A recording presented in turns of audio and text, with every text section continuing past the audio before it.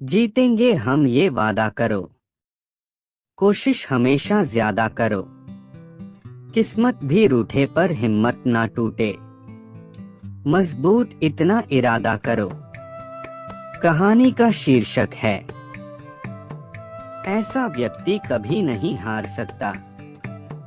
Short inspirational story in Hindi. प्राचीन काल की बात है, एक जंगल में एक गुरुकुल था जिसमें बहुत सारे बच्चे पढ़ने आते थे। एक बार गुरुजी सभी विद्यार्थियों को पढ़ा रहे थे, मगर एक विद्यार्थी ऐसा था जिसे बार बार समझाने पर भी समझ में नहीं आ रहा था।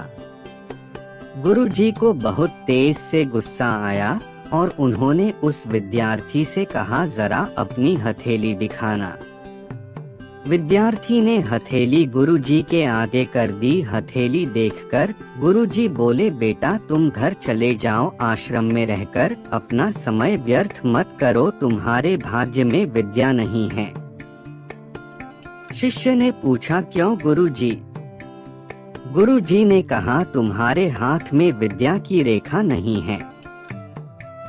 गुरुजी ने एक होशियार विद्यार्थी की हथेली उसे दिखाते हुए कहा, यह देखो, ये है विद्या की रेखा, यह तुम्हारे हाथ में नहीं है, इसलिए तुम्हारे लिए बेहतर होगा समय नष्ट किए बिना अपने घर चले जाओ और वहां अपना कोई और काम देखो।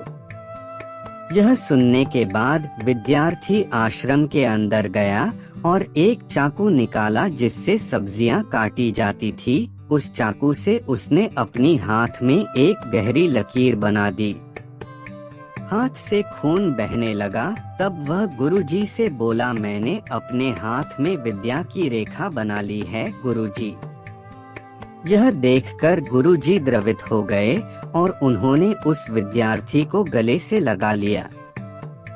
गुरुजी बोले, बेटा तुम्हें विद्या सीखने से कोई ताकत नहीं रोक सकती है। दृढ़ निश्चय और परिश्रम हाथ की रेखाओं को ही बदल देती है।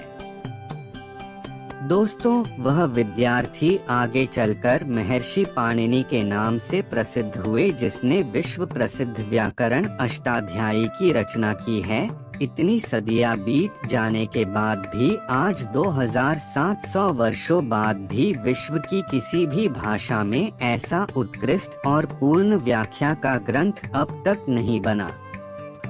तो दोस्तों, इस कहानी की शिक्षा ये है कि अपनी लगन और कठिन परिश्रम के दम पर जो चाहे वो सब कुछ हासिल कर सकते हैं। इसलिए हमें हमेशा परिश्रम करते रहना चाहिए।